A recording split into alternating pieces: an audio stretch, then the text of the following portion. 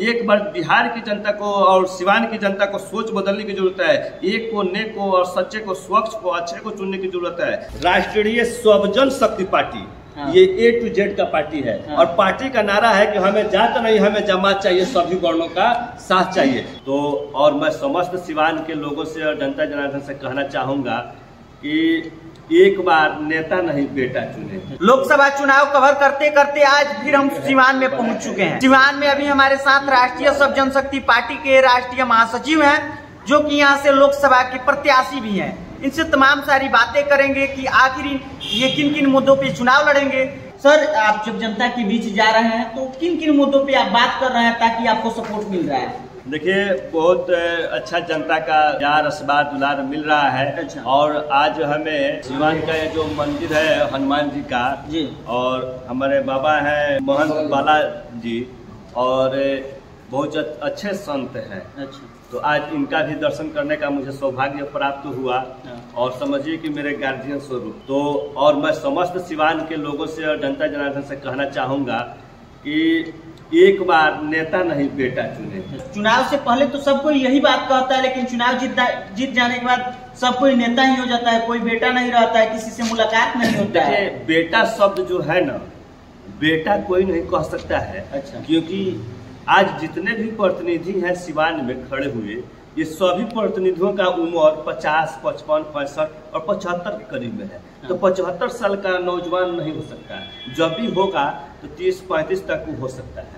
तो जो आज कह रहा है कि नेता नहीं बेटा चुने, तो समझे कि जनता को, पब्लिक को गुमराह कर रहा है, मुझ कर रहा है। बेटा का भी एक दायरा सीमित होता है। 75 साल का आदमी नौजवान होगा कि बूढ़ा होगा? कुछ लोग युवा भी चुनाव लड़ रहे हैं। ये स्थिति है कि 75 साल का जो बूढ़ा व्यक्ति है, 70 साल का जो बूढ़ा है, 50 साल का, 45 साल का, वो लोग एक अवसर मांग रहा है कि एगो मौका हमको दे दिया जाए। वो देखिए, उतना उम्र होने के बावजूद एगो मौका मांग रहा है। काहे के लिए? कि हमको पेंशन मिले, हम सत्ताधारी हो, हम राज करें। लेकिन उसको ये चिंता नहीं है कि क्षेत्र के नौजवानों को विकास कैसे होगा, उनका रोजगार कैसे मिलेगा। आज बिहार के नौजवान जो है पलायन पर विवश है, लाचार है। आज बिहार से जितने भी दूसरे भी राज्यों में नौजवान जाते हैं तो वहाँ बिहारी के नाम से अपमानित होते हैं, मार कर भगाए जाते हैं। तो हम कब तक हम बिहार से भगाए जाएंगे? अपने ही देश में हम लोग बेगाना है। बिहार से दूसरे राज्यों के लिए हम लोग पलायन पर विवश हैं और अपने ही देश से भगाए जा रहे हैं। तो एक बार बिहार की जनता को और सिवान की जनता को सोच बदलने की जरूरत है। एक को, नेक को और सच्चे को, स्वच्छ को, अच्छे को चुनने की जरूरत है। अगर हमसे कोई कम उम्र का नौजवान अगर कहीं दिखाई देता हो सिवान में, तो आप हमको किसी का नाम बता दीजिए। अच्छा, एक बात बताइए, चुनाव यदि आप जीत जाइएगा, इन तमाम सारे समस्याओं को आप दूर कर दीजिएगा? एकदम बिल्कुल दूर करेंगे, क्योंकि हम कोई सत्ताधारी न नेता रहे हैं। अच्छा। न ही कोई पुराना पॉलिटिकल बाज रहे हैं। हाँ। तो ये सब देखते हुए एक नौजवान क्षेत्र के विकास के लिए, युवा का आवाज जब बनेगा तो नौजवान ही बनेगा, कोई बूढ़ा व्यक्ति नहीं बन सकता है। अच्छा। क्योंकि उसका जो फितरत है वो लूटने का, शोषण करने का, जनता का वो जो सोच बन चुका है। स्थिति क्या है कि पार्टी पुराना है। हाँ। और नेता पुराना है। हाँ। और वो लोग कहते हैं कि वोट हमको दीजिए और उनके हाथों को मजबूत कीजिए। अब बताइए, जब जनता अपना हाथ दे देगी तो हाथ देने के बाद उसके पास क्या बच जाएगा भाई? और मेरा कहना है कि आप हमसे हाथ से हाथ मिलाइए और भाई के हाथ को मजबूत कीजिए, क्षेत्र के हाथ को मजबूत कीजिए, क्षेत्र के विकास की लड़ाई के लिए लड़िए, अपने बाल बच्चों के भविष्य की लड़ाई के लिए लड़िए और हमसे जुड़िए। हम ये किसी के साथ कहीं गलत आश्वासन नहीं दे रहे हैं कि आप हमको वोट दीजिए और उनके हाथों को मजबूत कीजिए। ये सब देखते देखते आज जो लोग भोकाल बना रहे हैं, देखिए, नेता अगर हमको बनना होता ना तो हम कभी का टाउन हॉल बुक करके उसमें ढोलक ताशा और बजवा देते, सारे मीडिया का इकट्ठा करके और उसमें अपना पब्लिसिटी कमा लेते। लेकिन हमको भोकाल नहीं बनाना है, हमको नेता नहीं बनना है, हमको बेटा बनना है। अगर किसी को जांचना है कि हम बेटा के रूप में हैं कि नहीं है, तो जो जब चाहे जांच सकता है।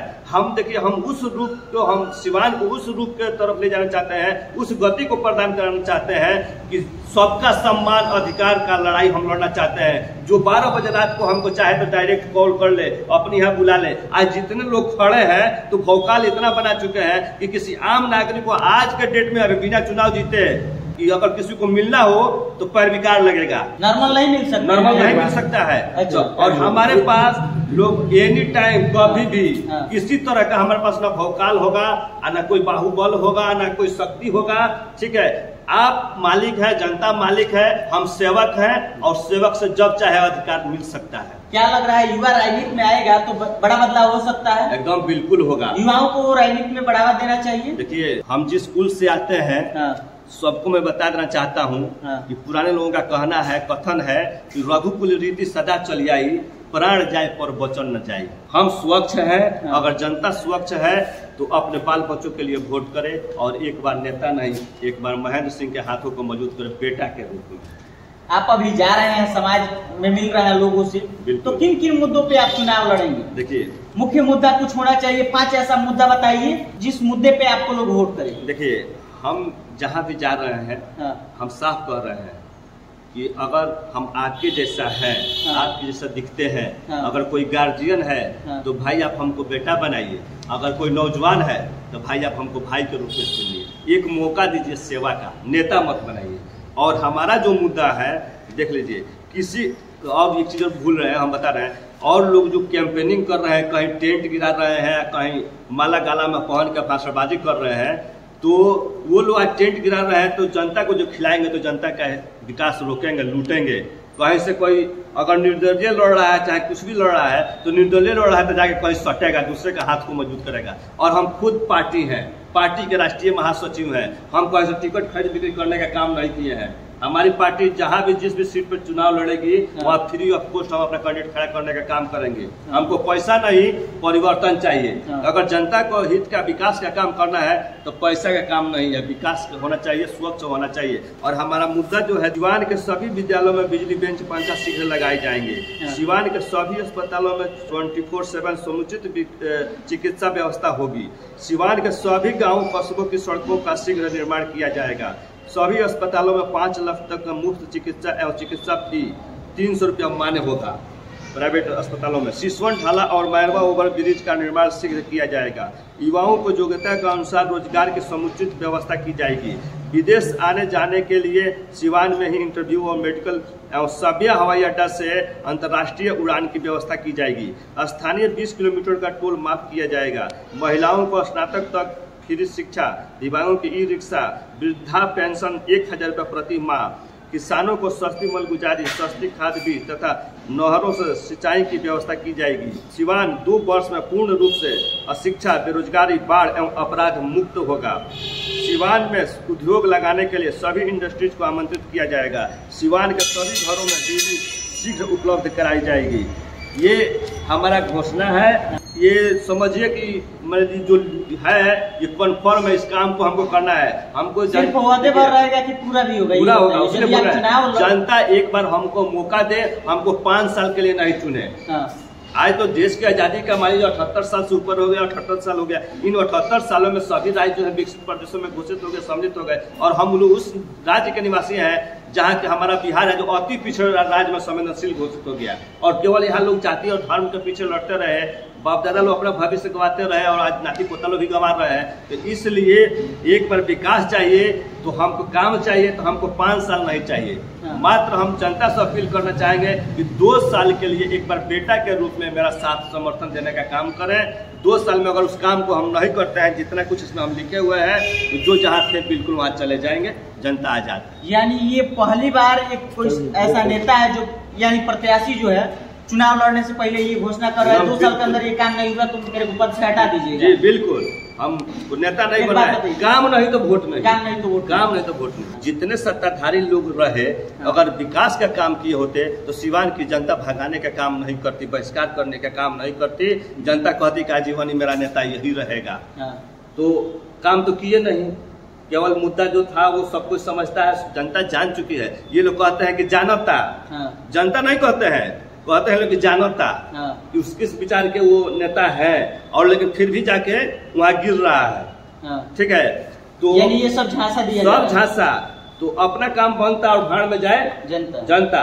और आज बुजुर्गों का स्थिति ये है कि जिंदगी जो बा झंड बा, फिर भी घमंड बा। राष्ट्रीय स्वजन शक्ति पार्टी ये A to Z का पार्टी है। और पार्टी का नारा है कि हमें जात नहीं, हमें जमात चाहिए, सभी वर्णों का साथ चाहिए। नेता किसी जाति कौम मजहब धर्म का नहीं होता है, नेता जमात का जात का नहीं होता है, नेता जमात का होता है। जैसे सिसवन ढाला हो गया, सभ्य हवाई अड्डा हो गया, क्या लग रहा है आप भी वादा कीजिएगा कि पूरा कीजिएगा? सभ्य हवाई अड्डा का मुद्दा एक बार पहले भी आप हमसे स्टेटमेंट लिए हुए, जी बिल्कुल, जिसमें हम आपको अपना पेपर भी दिखाए हुए थे कि देखिए सभ्य हवाई अड्डा का लड़ाई हम बहुत दिन से लड़ रहे हैं। और सभ्य एयरपोर्ट का भी बाउंड्री का काम चालू हो गया है, आपको पता होगा।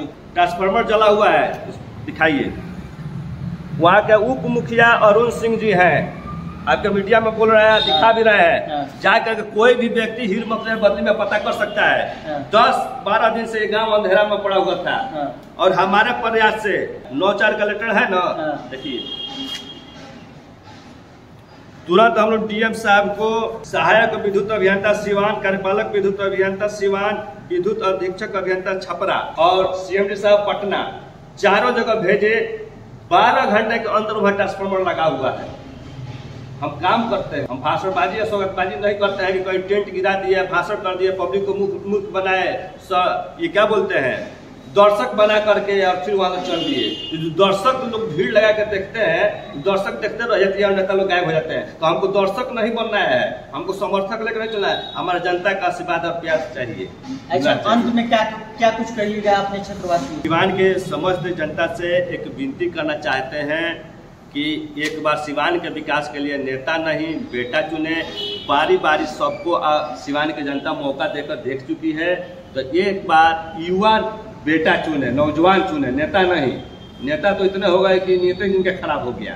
तो ठीक है, अगर हम जनता के काबिल हैं, उनके भाई के तरह, बेटा की तरह अगर काम करने के काबिल हैं, अगर स्वच्छ है, जो ऐसा लगता है कि हम कभी भी जाके मिल सकते हैं, अपना हक अधिकार और सम्मान का काम करवा सकते हैं, तो एक बार सिवान की जनता जो है मैंने अधिकार समझ करके हमको एक बार सेवा का मौका। लोकसभा संसदीय क्षेत्र से महेंद्र सिंह उर्फ रुपेश सिंह जी ये जा रहे हैं, लोगों के बीच मिलना जुलना कर रहे हैं और इनको अपार दुलार प्यार मिल रहा है। इनका तमाम सारा मुद्दा है और वादा भी है।